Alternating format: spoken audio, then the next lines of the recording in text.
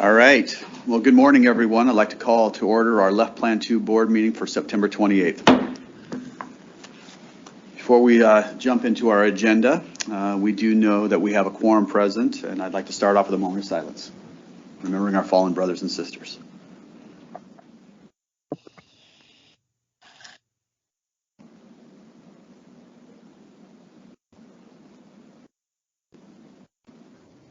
All right, thank you very much. Looking at our agenda, we have a few things to accomplish today. I'd like to thank everyone for taking the time to be here. Thanks to those who are also joining us online. First item of business under agenda is the approval of the July 27th minutes. Entertain a motion to adopt. So moved. Second. A motion's been made and seconded to adopt the minutes as presented. Discussion?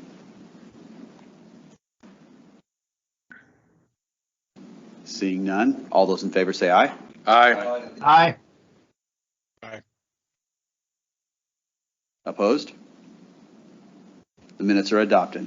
Thank you very much. Item number 2 on our agenda is the Department of Retirement Systems benchmarking. Go ahead. I'll turn it over to Steve. Today we have Mark Feldhausen, the budget director from the Department of Retirement Systems, to give DRS's annual presentation on this topic. As many of you may be aware, DRS as an agency annually participates in an extraordinarily rigorous peer benchmarking project. They've been doing this for close to 20 years now, and they talk about Mark is here to present the results of the most recent annual benchmarking, and with that, Mark, I will turn it over to you. Okay, thank you, Steve. Members of the board, my name is Mark Feldhausen. I'm here to present the results of the data on the fiscal year represented there that covered July 1 of 2020 through June 30, 2021. And it's kind of important to keep that in mind because it puts into context some of the budget adjustments that have been made in the successive years that wouldn't be reflected here either in the cost or in the FTEs available to provide service. And this is the 22nd year we've been doing this, and I've participated in all 22 of those years in the service. This was something that our director at the time, John Charles, discovered at I think it was a National Teachers Retirement Conference when he heard about this firm that was doing benchmarking. So that was kind of the start of it, and various individuals at CEM back in Toronto that I met at the time have since retired. So now there's a turnover, and I'm working with new individuals at CEM, but I'm still at DRS. But I enjoy the agency. It has a really good mission, and the participation in benchmarking has been very valuable to the agency. Kind of one of the things to set up the discussion here, and if any of you have a question at any time, please let me know. The first question that we kind of reflect on is, why should we benchmark? And this was an interesting discussion in front of the select committee, and this has come up in prior discussions. Why don't other agencies in the state do this? And it really is that CEM, the firm in Toronto, is a very unique entity. In fact, they're the only entity in the world that provides public pension administration benchmarking. They also do investment management benchmarking, which is where they started. And in talking with the executive cabinet deputy directors about this service and suggesting that they should go out and try to find national organizations to do this peer benchmarking, a few of them got back to me and said, we can't find anybody that does this. So it's a very unique service, but it's something that I really get a lot of value out of, as well as the agency, because it does give us true peers, other entities that are doing the same thing we're doing in other states, actually in other nations. So you have that source for ideas, best practices, even better practices. You do get a very good data comparison, so very sound statistical analysis, and you get to learn from your peers, as well as sharing the information that you your own best practices or better practices with them. So you kind of get that additional feel-good element. We've had peers come and talk to us, especially about, hey, how did you implement those hybrid plans? You know, what are the difficulties in doing that? So it has been invaluable over the years to participate.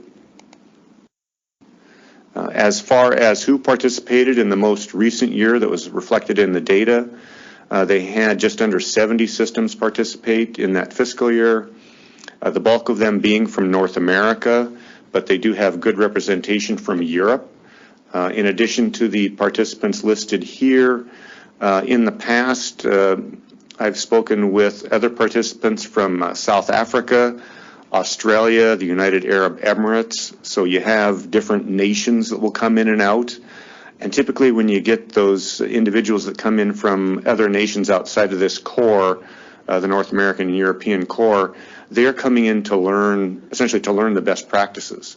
So for a 1 year or a 2 year participation, they can kind of get a feel for how should they really be setting up their business. And that was really 100% the case of the United Arab Emirates. They wanted to figure out how are the other countries that have been doing this for decades, how are they setting up administration, of their pensions for their citizens. In this, the systems that are listed here, I have asterisks there for the ones typically over in the UK and the Netherlands, where because their systems are so different, CEM has a unique survey for them to take. Early on, they tried to have kind of a generic pension administration survey for all participants to take.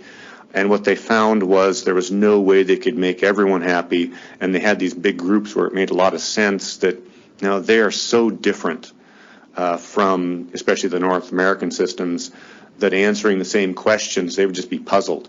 How can I even answer this question about how you're providing service to employers? They just give us the data. Or how can we do this? We don't administer a plan that's anything like that. So what they did was they kind of took a slice out and they do a unique survey. But as I mentioned before, they still are available for some of the peer network discussions as well as presentations on some innovative ideas that they might be pursuing in plan administration. I will talk about our peer group of the systems in the United States.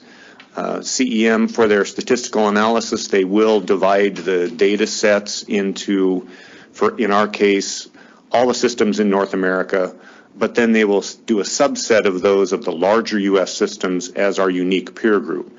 And what they're trying to do is they're trying to set up, who is closest to the participant that gives kind of that meaningful, close analysis, as well as still reflecting where you sit relative to the entire group that is being analyzed. I took a map of the continental United States here and identified the states in the dark teal that had a participant in the most recent year that was one of the larger U.S. administrators. The orange colored states are those that had an entity from their state that participated, but they don't have enough active members and annuitants to be in our peer group. Essentially, they would have been under 300,000. And then the lighter teal states did not have someone participate in the most recent year. Some of these states will have someone that will come in and out. North Carolina will rotate. 1 year they'll participate, and then they won't the next. South Carolina has been in before. Some of the systems out of Wisconsin, Maryland, New Jersey, they kind of come in and out, and will depend upon a lot of times what their board wants them to do. Their board might tell them, hey, we want you to go get some benchmarking data just this year, do it 1 year, we'll get that one snapshot in time. So they'll do it for just the 1 year. And then Alaska and Hawaii aren't reflected here. They have never participated. Now, the good news about the size of this database here, if you will, is that it does enable CEM to do really sound statistical analysis. So when we're looking at the data and the comparisons, it's not really kind of skewed by the outliers. Now, the first chart here is one of the composite scores.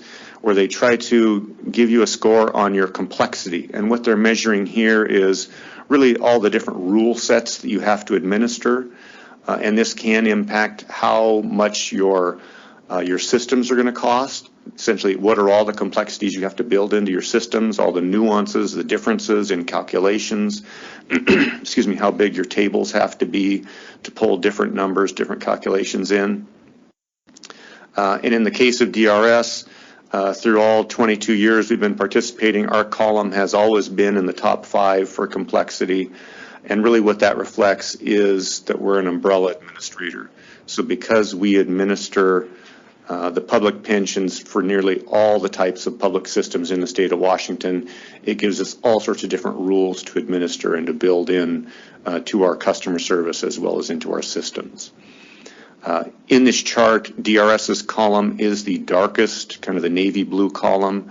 The medium blue columns are our peers, so those would be the larger U.S. systems, and then the lightest blue columns are the other participants from North America, either the Canadian systems or the smaller U.S. systems. In the report itself, you will see them laid out this way, where you will see that the U column is DRS.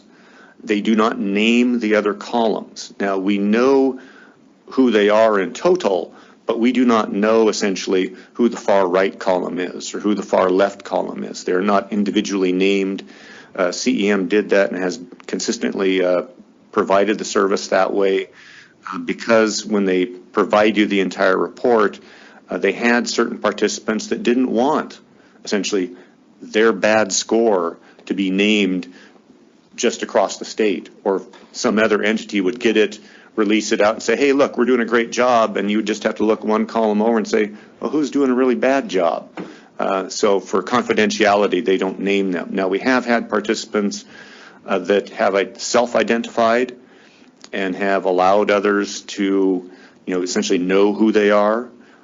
In the case of the complexity score, we actually do know that the far right column is California PERS because of the extremely complex mix of rule sets that they have to administer. And this is one of those ones where we don't want to be CalPERS. It'd be nice to have all the money, but we don't want to be that column on the far right. They really have a challenge in their rule sets. This next graph here looks at the total cost. And this is one of the things that CEM works really hard to try to get it to be apples to apples comparisons.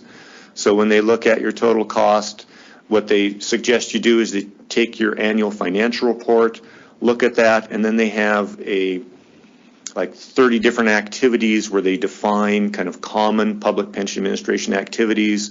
And they say, okay, we want all your costs for these 30 activities, but we want you to make sure you exclude certain costs. In our case, it's kind of we're lucky in that we don't have investment management costs in our financial report because we're not the same entity as the WSIB. It's kind of a very unique structure we have here in the state of Washington. Investment is separately done than pension administration. For most of our peers, that's not the case. They're in the same entity. All their costs are mixed. They have to basically kind of piece out the costs that are investment management and just get to common public pension administration. One of the other items that we will take out is for voluntary systems like the state's deferred compensation plan administration. We administer that.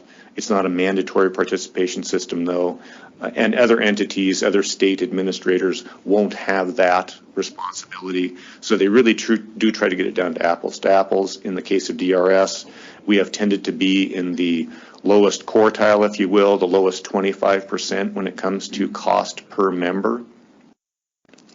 And you see our column there being 23 below the peer median and even further below the peer average.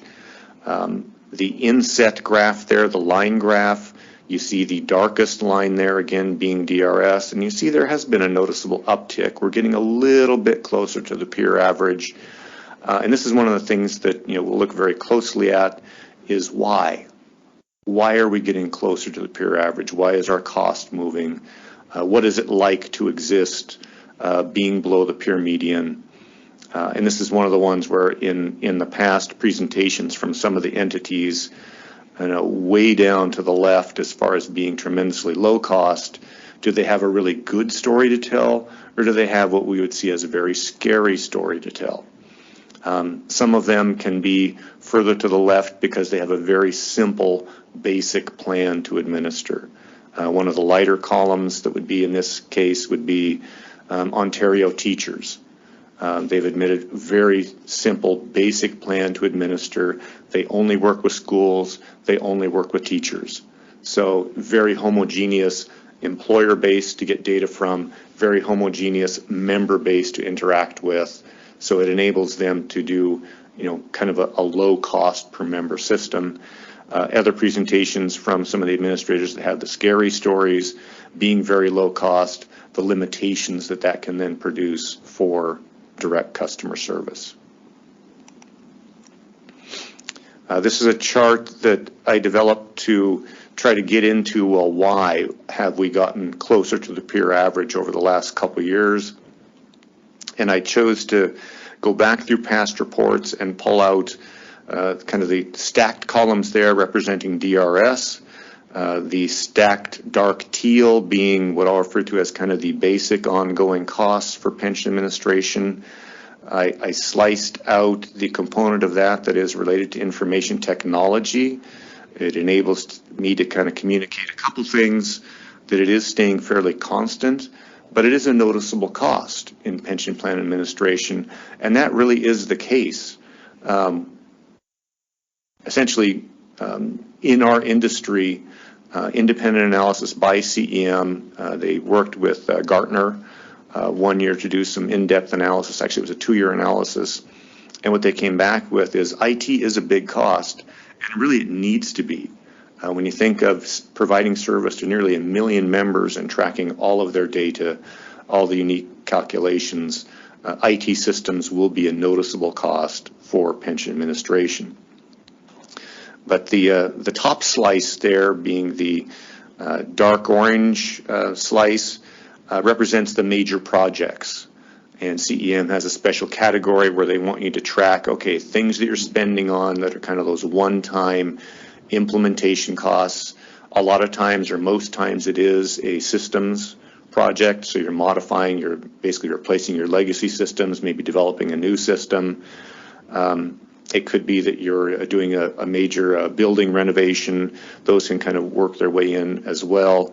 But in the case of DRS, you start to see that, okay, the biggest wedge there that changed was the major projects.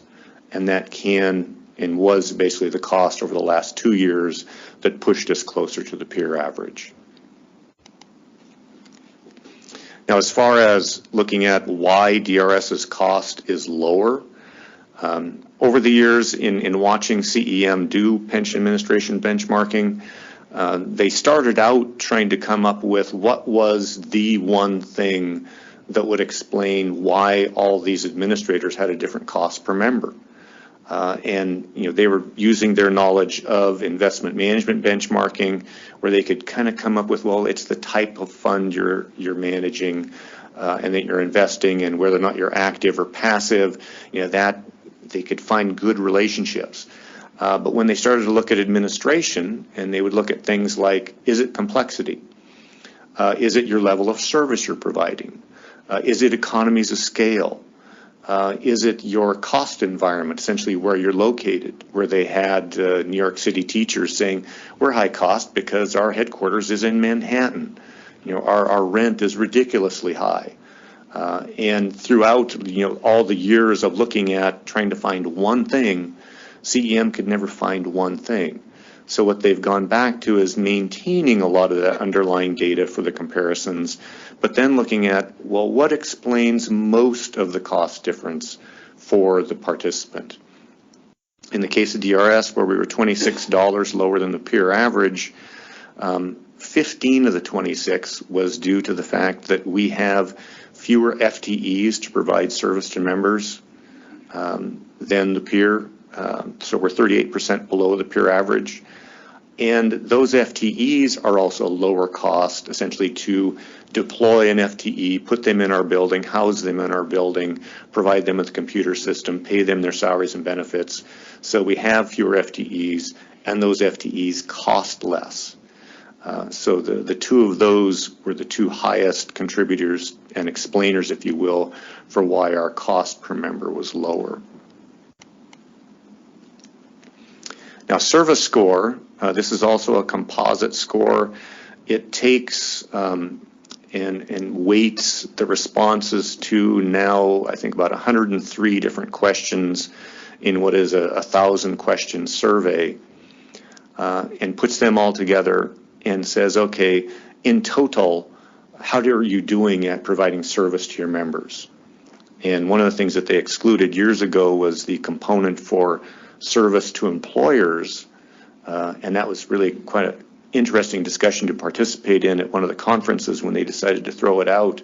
It's like, well, how can we throw out service to employers? You know, we put a lot of effort into, that's the front end of the process. Getting accurate and timely data from the employers is what feeds the systems that it actually enables you to provide good, timely, accurate service to the members. How can you not count that? And what they really bumped into there was that other peers around the U.S. and especially some of the international peers, it's just kind of like, what is this service to employers? Don't they just give you what you tell them to give you? And that was especially enlightening doing a presentation at one of the conferences and having the Dutch just be horribly puzzled, at looking at me sitting off to the side. And I asked them, what type of question do you have, Teo? And he goes, what are you talking about? And it was, it's like they just get their data. It appears it's always on time, it's always accurate, and that there is no question that would ever happen. And the thing that really kind of hurt us in the total service score was we had a very high score, component score, for service to employers. So it was one of those things that contributed to the total service score. But in this case, what we've been seeing over the past few years is, instead of historically over the last 22 years being at the median plus or minus maybe 2 to 3, we're starting to see it slip to the left. And to try to see what are all the causes of that. And the score does change. Some of the metrics will change. The weighting will change. Even with those explanations thrown out, it is troubling to see it move to the left. And one of the things that really hurt us in the most recent survey was the absence of in-person counseling over the course of it. You think of what the time period was, a lot of our offices being closed. There was no in-person, and we hadn't gone to kind of the Zoom ones until very late, where Zoom calls were seen as a replacement for face-to-face, at least for some of the metrics that they were tracking. The survey itself and the resulting report does provide a very detailed analysis on what it would take to get that perfect score of 100 for the service score. CEM does caution all the participants, don't chase the 100, don't chase the perfect service score. Talk with your members, talk with your authorizing environment. What do they want you to do? What do they really need from you to get input? Because we could end up spending a tremendous amount of money, and if we didn't end up making our customers happy or making our authorizing environment happy, it'd be wasting a lot of money. So they really want you to focus on, what can you do to really improve service in a way that means something and that is valuable. And I bring up these top 3 here. Those 3, if we were to complete the 3 of them perfectly within the metrics in the survey, that's how far our service column would move. We would move noticeably to the right. But when you think about those top 3, they are essentially FTE related. You need resources there. And in the case of the people that answer the phone calls, it doesn't count if you just add receptionists. Essentially, from CEM's perspective, the stopwatch doesn't stop the counting until it gets to, in our case, a retirement specialist. It has to be someone who is capable of answering the questions and providing the service. So you have to have trained experts to be able to pick up the phone at the end of the stopwatch counting the time. This slide here gets back at and provides a much more expanded version of one of the ones I mentioned earlier about, the pension administration FTEs per member. And what you see here is by putting all the participants in, you really see just how few FTEs DRS has. We do appreciate the support we received from the governor and the legislature over the past 2 sessions to kind of incrementally work on bringing some more direct customer service FTEs into the agency. But at least in the course of this snapshot, sitting there at 4.1 pension FTEs per 10,000 members against a peer average of almost 6.1, that is a noticeable reduction or a noticeable deficit there.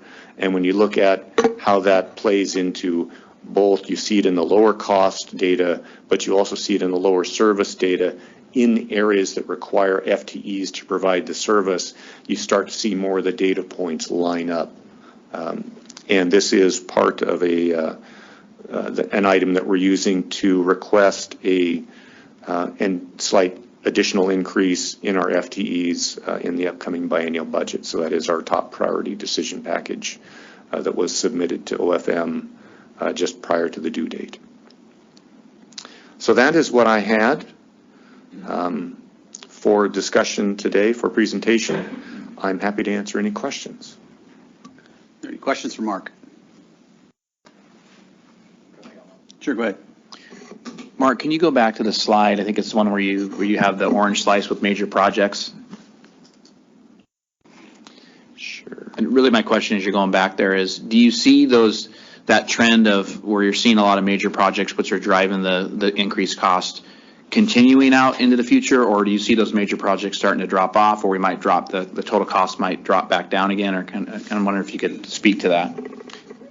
Thank you. Perfect question. On that, I got out my crystal ball, knowing what we're going to be requesting and what's sitting out there in decision packages. And because we're basically sitting in the second year, so you think of this as the last column here to the right is 2021. 2022 has already occurred. I know our major projects were less, and it was because of the phase we were at in our legacy system replacement in 2020 and 2021 was essentially to get it off the mainframe and move it to the cloud. A noticeably higher cost for that. The stage we're at in 2022 and 2023 is basically doing documentation and the request for proposal phase to really get the system that will replace the ones that were built in the 90s. So we'll see this go down for the next 2 years, and then we'll see it go up for the years beyond there for what's estimated to be a 4-year project, and then you'll see it go back down. And the analysis that CEM has done on this related to major projects, especially in the area of IT, is that what they tend to see is that for the duration of the implementation phase, you'll see higher cost. But when the projects are done with implementation and essentially they flip it over and they go live, they'll see costs revert back to what they were before. Yeah. Other questions? Are you at liberty to share how many people you've asked for your request for personnel? Just curious. How many we have in our request? It was 17.75 FTEs. Will that, just by looking at that graph, does that move you to a better point? Because I know the graph will obviously change as we look into the future. I was just kind of curious what that does for you. I know it was 6.09. The ones that we had added in the most 2 recent legislative sessions, this reflects how far it would move us for the ones that we did get over the last 2 sessions. I haven't done an additional orange overlay to this as far as, well, what happens after we get to 17. But just the rough math that I was talking with OFM about on this, to get us from the 4.13, if we were up at the 6.09 from this 2021 measure, we would have to have requested 106 FTEs. So that's how far of an outlier it is relative to this one data point. Did you, in your research, did you notice a trend overall that the graph, the total number of people has dropped also? So is our state with, employees, and I know across the country, vacancies not being filled, did that also come to, I guess, the top, something you found? In this case, the FTEs that get counted as far as the ones you have are FTEs, from my perspective, I call burned, so they were actual spending levels. So this, Senator Conway asked a question about this, about whether or not this factored in vacancies, and it doesn't, because they weren't a cost. So our vacancy rate, but this would have been earlier in the pandemic. We didn't have, really high vacancies at that point. We're starting to see more of the vacancies over the next year that I'll be providing data on later next month. Vacancies will still be kind of suppressing our FTE spend level. Okay. Thank you. Questions? All right. Thank you, Mark. Appreciate it. Thanks for your time. Thank you, Mark. You've been doing this presentation for over 20 years. I've been listening to it for over 20 years. I find it fascinating. Thank you very much. Lots of data. When we first started? Yeah. That's good stuff. All right. Number 3 on our agenda items is the survivor option reelection comprehensive. I guess this presentation, Mr. Nelson. By way of reminder, the board discussed this topic a couple years ago in conjunction with another survivor option reelection window. That other topic was moved forward with legislation which passed and was recently approved by the IRS, and the board had asked to kind of revisit the second half of that discussion that was tabled a couple of years ago. And so this is Jacob here to kind of bring you up to speed on what's happened and where things are at with respect to this topic. Okay. Good morning. For the record, Jacob White, staff to the board. So the issue in front of the board today is that retirees are not able to change their survivor option beyond 90 days from their first retirement payment, even if a post-retirement recalc causes a change in their pension. So just as a reminder, a recalc occurs when there's new data sent to DRS, typically the employer. Sometimes there's just a lag in reporting of a typical one would be overtime, and that usually comes in a month late. But then there can be larger recalcs done further into retirement, usually from an audit of the employer, that cause a member's pension benefit to be recalculated, and that can either go up or go down. And so this presentation is going to talk about some of those issues caused by that. And then just also wanted to add that the survivor option part of this is just one way in which members could help remedy some of the impact of that recalc, but it doesn't really change that underlying issue of the recalc. So I'll get a bit into a little more information about recalcs in this presentation too. I did want to provide a little bit of an update to that first window that Steve mentioned. So a couple of years ago, the board endorsed legislation for the 90-day window after your first retirement check to be able to change your pension amount. And so that issue was really regarding it did incorporate some of what happens with recalcs, but it was more about that you make the decision, retirees make their decision on whether to leave a survivor benefit, how much of a survivor benefit to choose based on an estimate of what their retirement's going to be. And then sometimes you get your actual retirement check, and that can be different. And so the 90-day window was really about giving people an opportunity to change that. And so we've got kind of the first year of data, and there were 14 retirees who used that window. 5 added a survivor benefit, 7 removed their survivor benefit, and 2 changed their survivor benefit. And that was for all systems and plans, not just Left 2.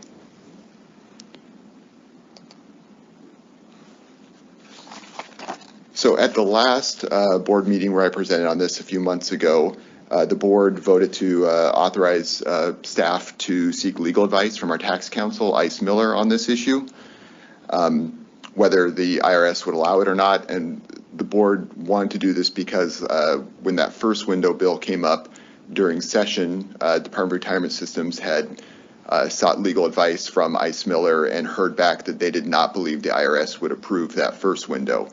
And so to get that bill to pass that year, it was amended to include that it could not be implemented until a private letter ruling, or PLR, was received from the IRS authorizing that. And so we did end up getting that authorization from the IRS, and the bill was implemented. And so the advice we got back this time from Ice Miller on a second window was that it would not be allowed. They do not believe it would be allowed. And so they believe it would only be allowed in the instances where it already is, which is you get married after retirement and want to add a survivor benefit, or a survivor passes away. And so like the current benefit has what's called a pop-up provision. So you have a survivor benefit, your survivor passes away, your benefit goes up to where you're not continuing to pay for a survivor benefit. So Ice Miller advised that those were the only instances in which they believed the IRS would approve this. Like I said, Ice Miller was incorrect in their advice last time. But since that, they did speak when they were getting that private letter ruling on the first issue. They were engaged in conversations with the IRS on these issues. So I believe they do have a better understanding of what the IRS is concerned about now.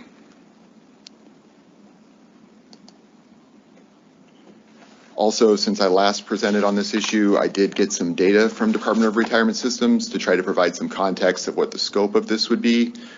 This first slide was really trying to capture how many were beyond that first window. So like I said, that first window was really about estimates versus actual retirement benefits. But here we see that about 30% of left-to retirees over this time period where recalcs did occurred within that 90 days.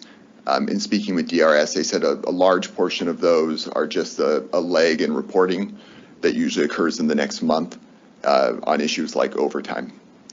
But you can also see here that there is a very large amount, almost 70%, that go beyond the 90 days.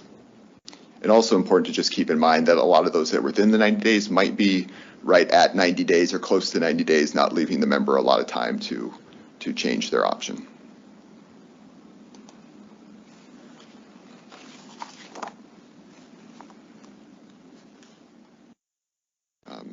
Go back here real quick. I did also want to say that on this data is not just ones. So I'm going to talk more as this presentation goes on about recalcs typically occur to no fault of the retiree. Instead, it is either a lag in reporting when they're the quick ones, or through the larger ones that take longer are typically audits, and that is typically due to either an employer error or a DRS error.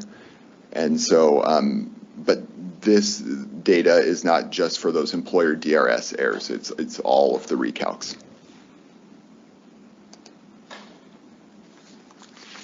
So here, just to further broken this down, more detail about when recalcs occur.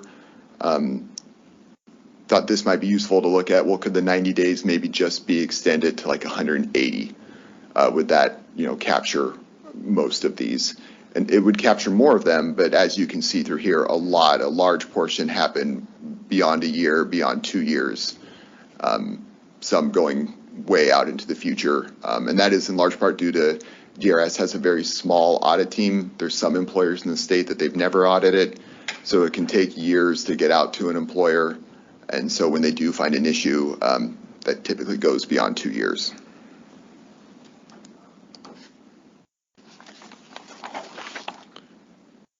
So then when these recalcs occur, is it good news for the member, bad news for the member? Most of the time it's good news. It increases their benefit. So 75% of the time it increases their benefit. 6% of the time it results in a decrease. And then this last one was confusing when I first got this data of no change. So how's it a recalc if it results in no change? And that just shows that when DRS gets new information, they still have to process what they call a recalc to figure out whether it does impact the benefit or not. And when it doesn't impact the benefit, usually that just means that that it was data regarding the average final, regarding someone's salary, but it fell outside of their average final salary that's used to computate their retirement benefit.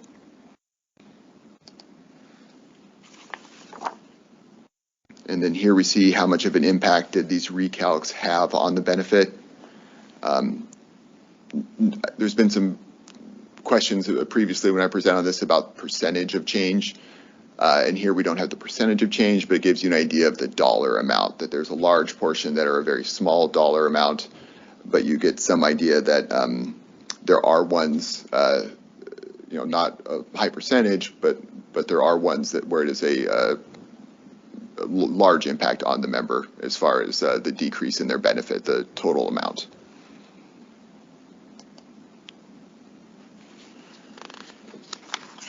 And like I said, there's been previous discussion of whether to tie this to like a percentage of change, if this policy was to move forward, to tie it to a percentage of change. So something like if there's a recalc done, that doesn't necessarily trigger a second survivor option window, but if it's a recalc that results in a significant change to your benefit, so say 5% or greater, that you could have a recalc.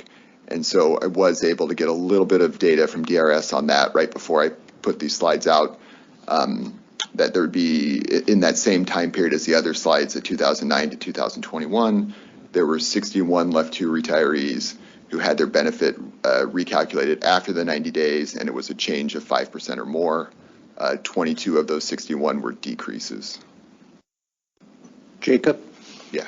On the previous slide, you showed that 6% of the total recalcs were, or the slide before this, were decreases. And yet then for left 2, it looked like it was more like 33% of the recalcs or more were decreases. Was there any kind of explanation or anything that came out in the data in terms of why left 2 might be so much higher than the average plans? So this data right here is left 2 only. And then same with this. So I'm guessing I'll follow up on this, but I believe it must be that just of those ones that were 5% or greater, that a larger percentage of those were decreases. I see. Which I think would make sense because those would typically come from audits, and audits are probably going to find things that were, yeah. Thank you. Okay. And so allowing the retiree to change their survivor option, like I said at the beginning of the presentation, it doesn't undo the impact of the recalculation, but it does give the retiree an option to help mitigate some of that impact.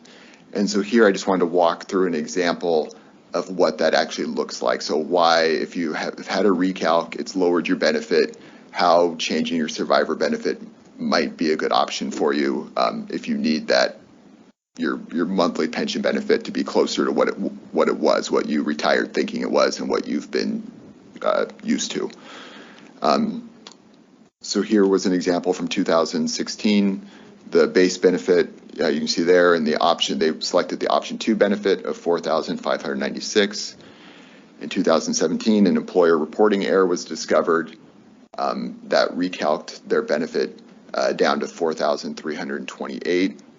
If they were allowed to change their survivor options, here you see the other options they would be able to choose and how that would change their benefit, and how they, say, could switch to option 4, which would get them closer to what they were originally receiving, albeit that's at the expense of their survivor benefit. Now they're leaving less of a survivor benefit by choosing that option. Does this also take into account the year that they're going to claw back the higher benefit that has been received? Yeah, so that's not included here. I'll talk about that. Yep. It is. So here, I'll get to that. A couple slides coming up. I'll talk about that. So then we get to anti-selection risk, and this is, so what are the potential impacts of adding windows? And so we talked a lot about this last time that first window was added. And as a reminder, anti-selection is the tendency of a person to recognize their health status in selecting the option under a retirement system which is most favorable to them. So what that means is you have an understanding of your health and your survivor's health, and you can use that information to make a choice that's most advantageous to you. And the further you get away from retirement, the more information you would potentially have of your life expectancy and health. And you would be able to make a choice that's more advantageous to you and less advantageous to the system. And so there's an increased risk of cost to the system for that. When OSA did their analysis for us on the first window, it was a very low risk because the odds of in 90 days finding out information is very low. But they haven't done an analysis for this, but just based on talking to them and prior analysis, it would obviously increase the risk the further people can go out from retirement.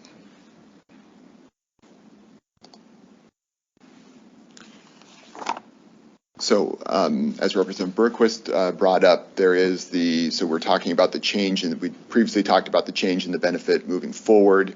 There's still the collection of the overpayment. So someone's been receiving more than they should have, potentially for years. How do they pay that back? So there is a statute of limitations where DRS can only bill for the last 3 years of overpayments from the discovery of the overpayment. So that helps limit that for employers. So that raises the question, well, who's responsible for the years? If it's been going on for 10 years, who's responsible for the 7 years that DRS can't collect on? And so that is socialized by the plan. So it's not the employer charged for it. It's not the member charged for it. It's the plan that's charged for it. And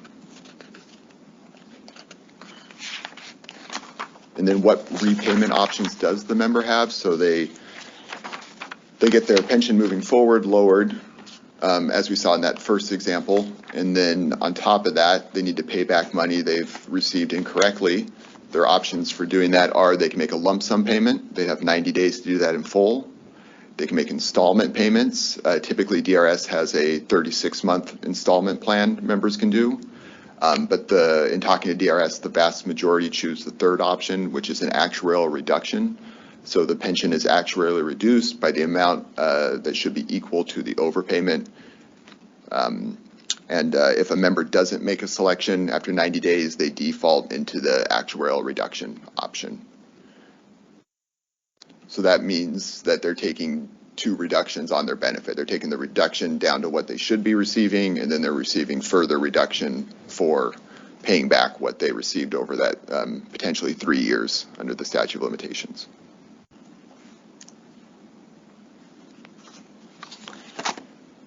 So that does raise the question of who should pay for that error. There is different policies that exist currently under law. The vast majority of pension overpayments are paid by members, especially in Left 2, they're paid by members. More recently, there's instances where the employer is responsible, and those are mostly in regards to retiree return to work issues, and mostly regarding more recent retiree return to work laws. The big one being what's called the 2008 IRFs, which is the 2008 early retirement factor, which was a more beneficial option for retirees under most of the other systems and plans, not Left 2. But there was, for getting that more beneficial option, there was further restrictions placed on returning to work. And the legislature made it to where the employer was more responsible because it has to do with the employer verifying whether the retiree is a 2008 IRF retiree or not. And so if they fail to do that, then the employer ends up being responsible for that pension overpayment, not the member. And then there's the issue of the contributions. So there's been an overpayment, or actually the contributions would be when there's been an underpayment, and then contributions that should have been paid to the system and plan are owed. In that instance, the employer is responsible for both the employer and the member contributions that were not paid. The employer pays that to DRS, and then the employer has the ability to go and collect that from their employee, and that's called employer pickup. It's really common in pension systems. And then the third part of that is the lost investment earnings. So the contributions weren't paid when they should have been paid. That means the state missed out on investment earnings. And so DRS does have the ability to charge the employer for those lost investment earnings, or they can have those costs subsidized by the plan. There's only one instance that I'm aware of where DRS has charged the employer, and that's was resulted from a lawsuit that some of you may be familiar with called Dolan versus King County. It had to do with going back like 30 years, public defenders for King County sued to be included in the pension system. They prevailed in that, and because it went back 30 years, it would have resulted in the lost investment earnings would have resulted in a contribution rate increase to PERS 2. And that was the only instance where there was such a great cost to the lost investment earnings that it would result in an increase to the contribution rate. So at that time, DRS chose to charge King County. The courts ended up kind of splitting the cost. They allowed DRS to charge King County some of the costs, but then had some of the costs subsidized by the plan. But just including this information to give kind of the overall picture of we have the pension overpayment issue, contributions, investment earnings, and then the differences in who ends up being responsible for that, whether it's the employer, the member, or the system. Jake? Go ahead. Yeah. How often do the employers try to do an employer pickup in your experience, or do you know how often? So it sounds like if you get an increase in your pension, sometimes you're on the hook for additional dollars, even with that increase. Yeah, so I would, I didn't talk specifically to DRS about this, but I would assume in almost every case where we saw it was like 70%, 75% of the examples from the data was that it was a increase to the member, which means the employer and the member owe more contributions. So I would assume it occurs pretty frequently. It says the employer can collect, kind of like this DRS can charge employers. So, but it sounds like this happens more often now. Yeah, and my understanding is the employers try to collect almost every time. It might be difficult in some cases where it's been years. Got it. Or if the person's not working there anymore, that's challenging. Yeah. On the 22 left 2 members that had their benefits decreased by over 5%, if what I'm hearing, I'm trying to figure out how many of those 22 were as a result of some kind of employer reporting error, and how many of those 22 were where the member, though, was the one that had to pay the overpayment. If I'm hearing you correctly, it almost sounds like all 22 might have been employer reporting errors, but still in all 22 cases, the member was the one that paid the bill. Yeah, I will verify that if this moves forward, but I believe that all 22 of those were either employer or DRS errors. I'm aware of at least a few DRS errors. I'm not sure if they reached the 5% threshold that had to do with computer systems and disability retirees. Well, yeah, I'll get to those later. So those ones I know DRS chose to waive the overpayment where it was a DRS error. So I'd have to verify these 22 and get some more information about the specifics of those cases. Okay, and that gets right to what kind of stepped on this slide myself here. But so we talked about this briefly last time I presented on this topic, but DRS, the director of DRS does have the authority to waive overpayments. They use this very infrequently. The law requires it to be in cases of manifest injustice, which is a very high bar. And you can see the numbers here that I didn't have last time of how often DRS grants these approvals. And you see a few years there where it really jumps up. And those years, at least 2 of the 3, were the cases of the DRS computer systems incorrectly figuring out the payments left to disability retirees. So those are very complicated calculations. It was discovered something was wrong with that calculation, and instead of seeking the repayment from the disabled member, they chose to waive that because it was DRS's error. Yeah.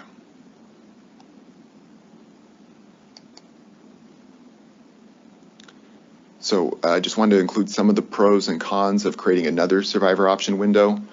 I've touched on these already, but some of the pros would be it creates opportunity for retirees to make the selection they would have made if not for the employer error in calculating their benefit. And it allows the retiree to lessen some of the financial impact of the reduction to their benefit amount.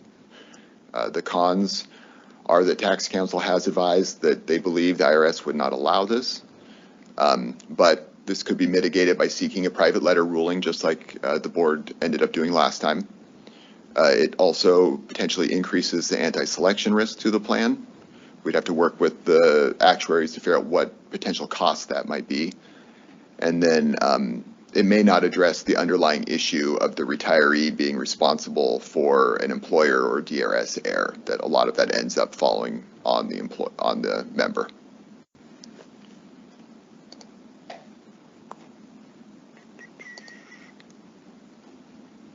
So possible action in front of the board today.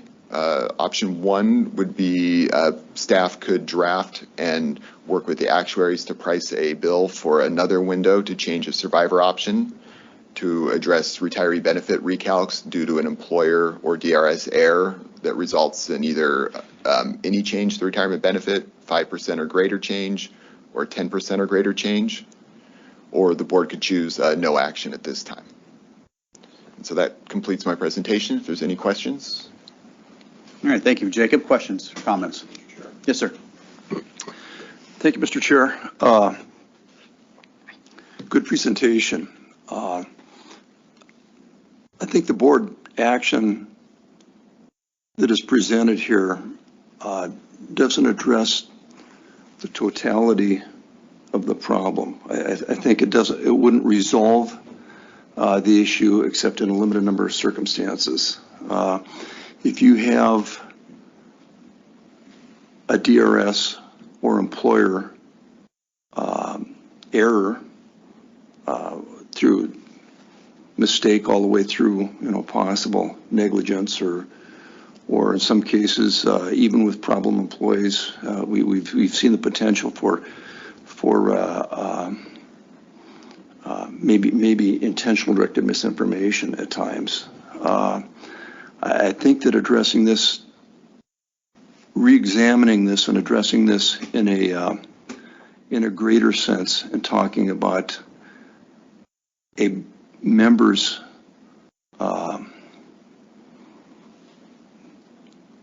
benefit or detriment versus an employer's or DRS's responsibility for the problem is more than just allowing a member to shift a selection process here. I think that there's a greater issue we need to address here as to a member's individual liability for a mistake that an institution is making that all of a sudden that they're victim to at this point. So I'd like to table this now and maybe come back and re-examine if this solves the problem that we're trying to address here, or if there's a bigger issue maybe we'd want to discuss further.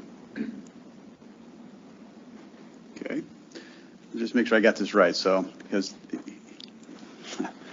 you use the word table, which in Tori, you can jump on it. I'm just making sure I'm reading it right. But if we use the word table, we would, that's a form of a motion.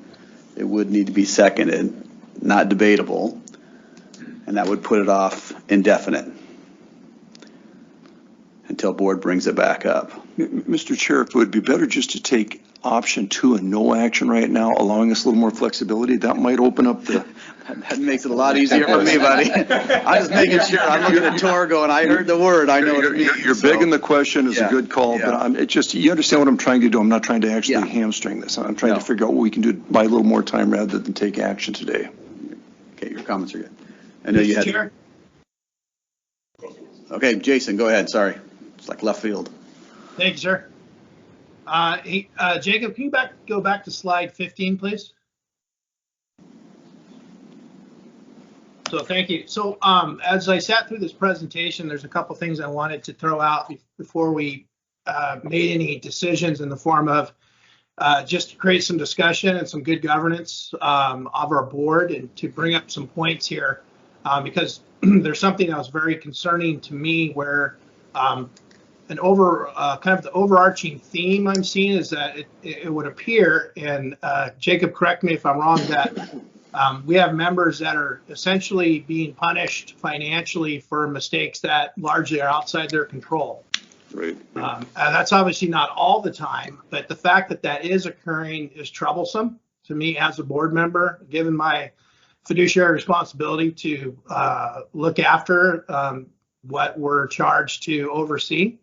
And this being brought to our attention is disconcerting.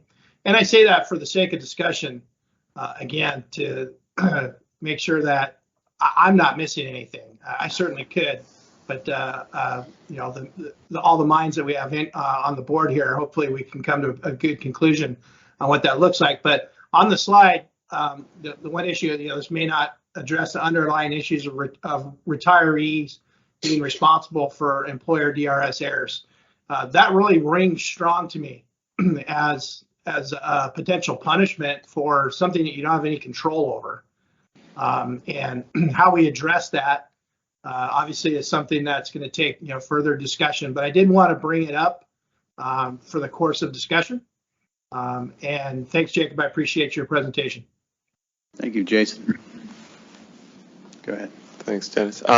Yeah, I think this really has been a long time coming to get this data and really try to understand further what the underlying issue is. And I think we have started to land on, you know, if we can't get a letter, obviously where we can play is holding, not holding those employees liable for those errors.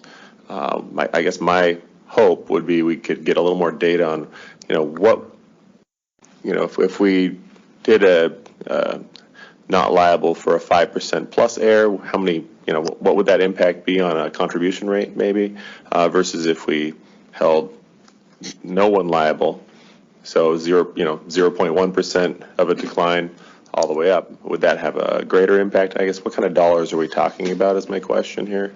And it feels like that might be an avenue to explore that might have the most benefit for our members.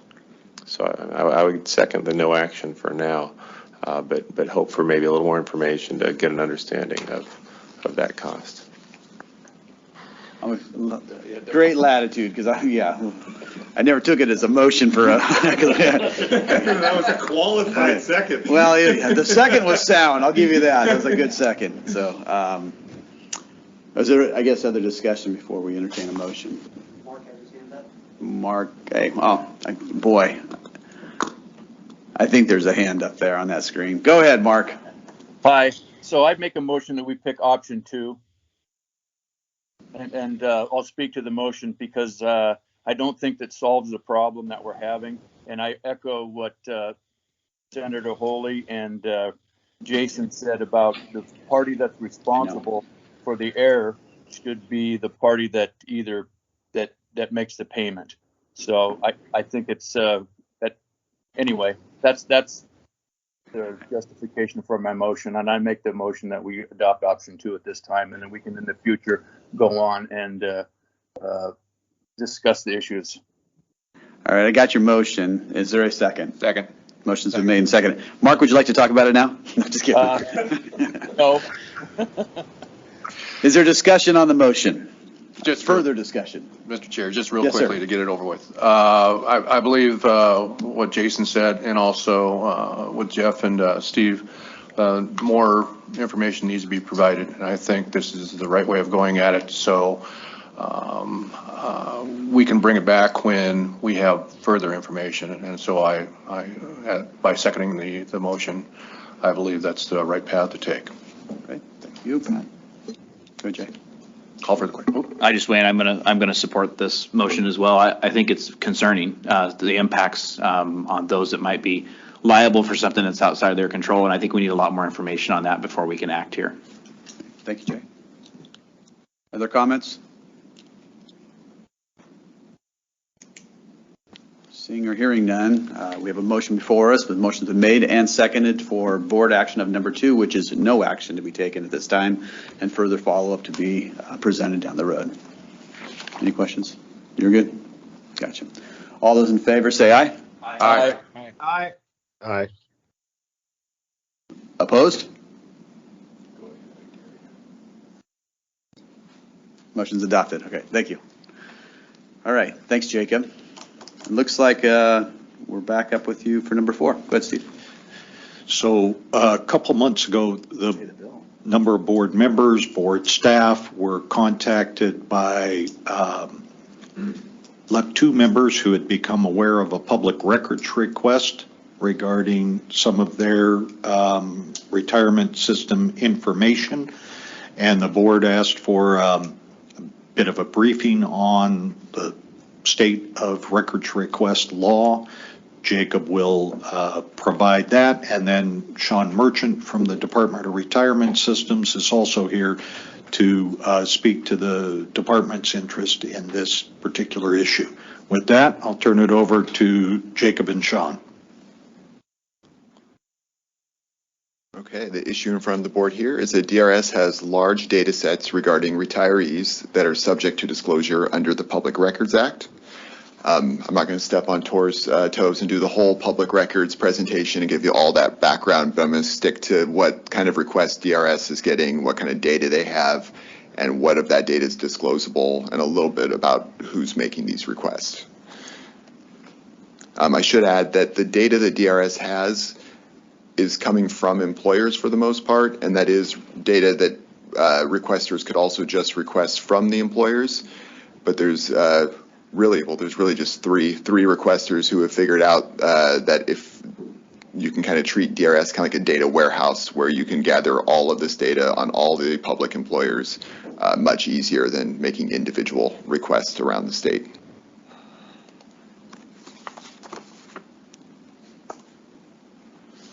So who is requesting this data? Over the last 2 years, DRS has received 7 requests for these large data polls. They've came from just 3 requesters. I know everyone knows who the Seattle Times is, and I think most of you are familiar with the Freedom Foundation. The last one I wasn't familiar with, so I had to look them up. The American Transparency Open the Books. Just so you know, they're a kind of a data capture site. They have information on government salaries and pensions at the city, state, federal level around the country, and a lot of other data publicly available that they've gathered. And they're a 501c3 company.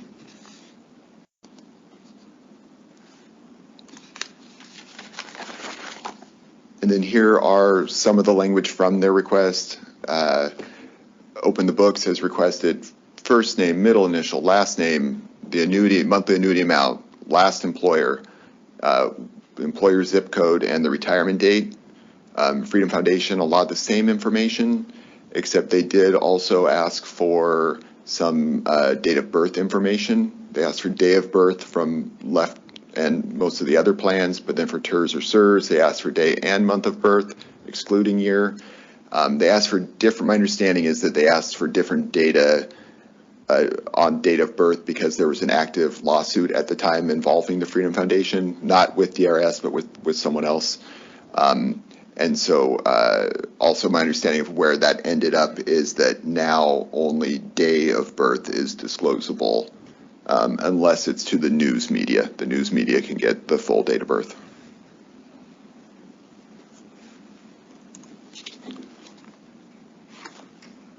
Sorry, I'm having...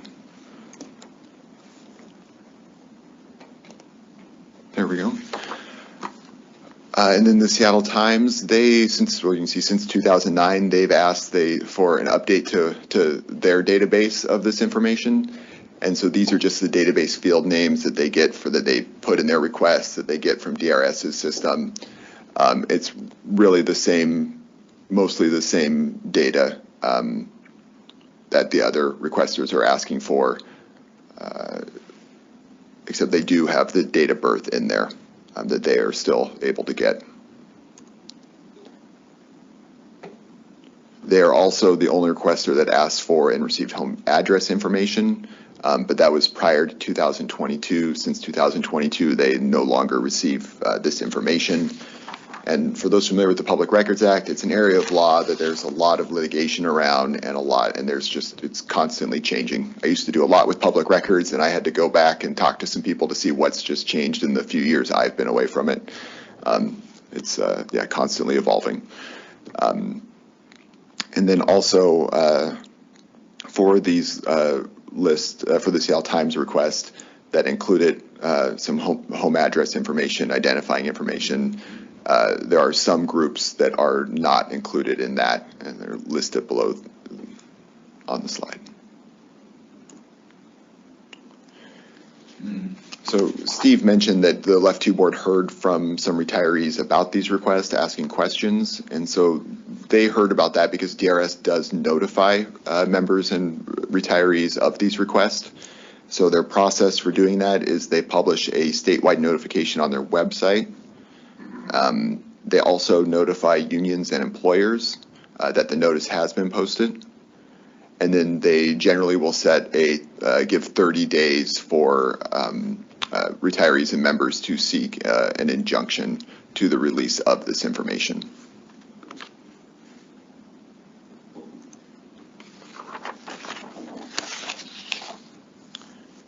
So some of the exemptions for public employees include home addresses and telephone numbers, personal cell phone numbers and email addresses, social security number, driver's license, state ID cards, and emergency contact information.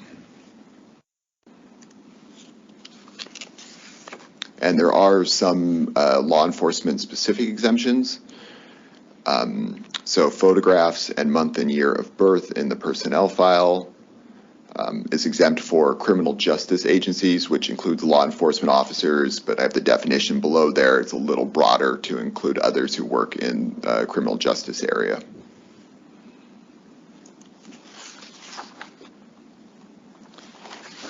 And then a few years ago, or a couple years ago, 2020, DRS did run agency request legislation that made it so that the medical information that they have for Left 2 members applying for disability retirement, that to ensure that that would be exempt from disclosure. And then we were also, the Left 2 board was also included in that because of the ombudsman staff that we have, that they also work with people applying for disability retirement and receive some of those records to make sure that that highly personal information is not disclosable.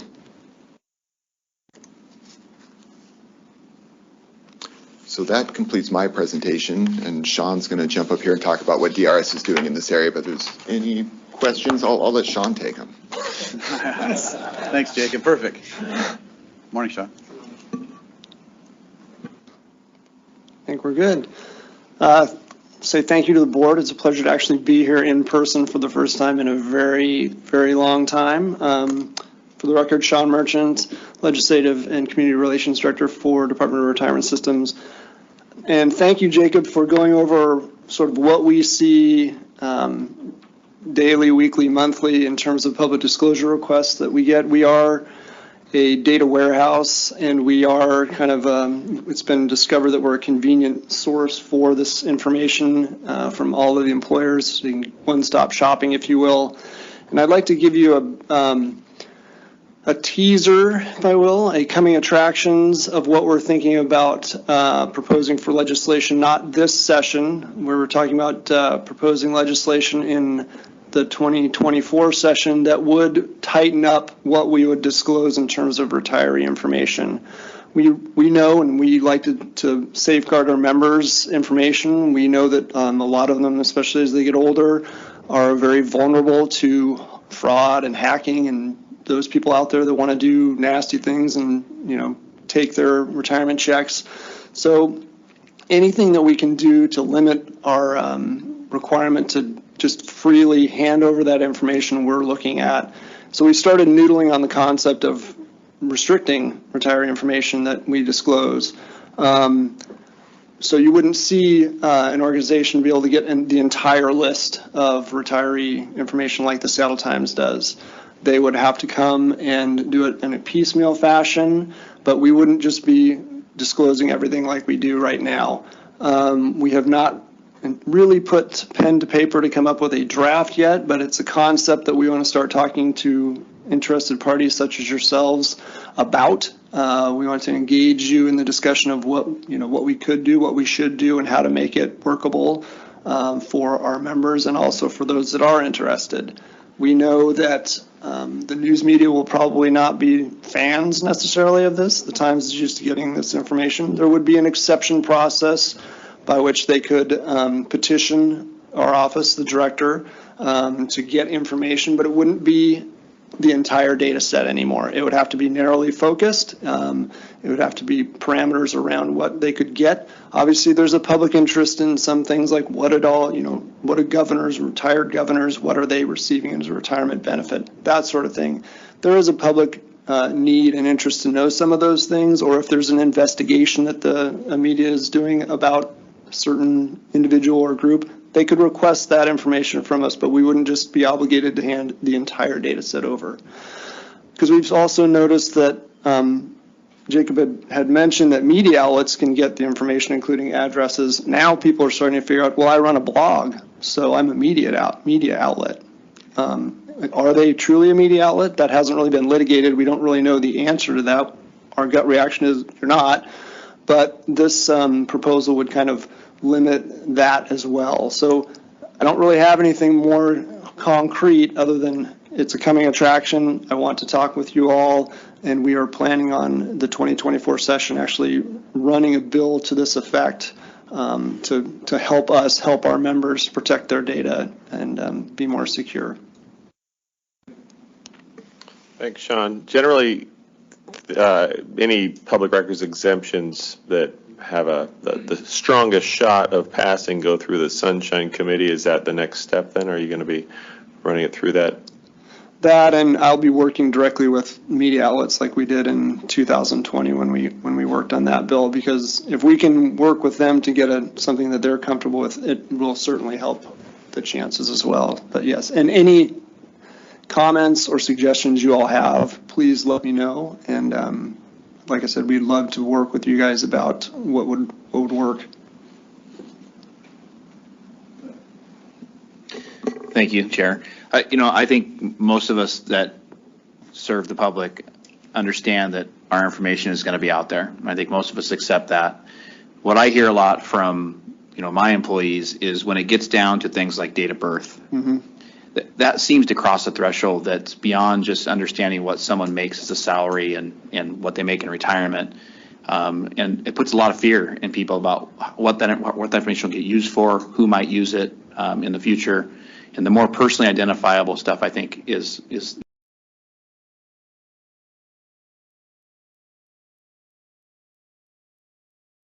It's 11:25 and we are back in our regular session. So, all right, Jason, if you have a piece of information for the regular meeting, go ahead. This is for the board.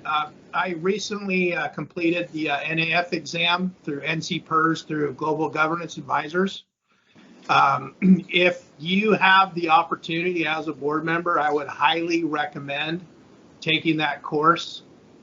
It's not an easy course. It took a lot of time, but I will say I learned more from that training than I have pretty much any other conference or any other classes that I've attended through. I think this is year 7 for me on the board, but it was really eye-opening, and they do a great job in kind of taking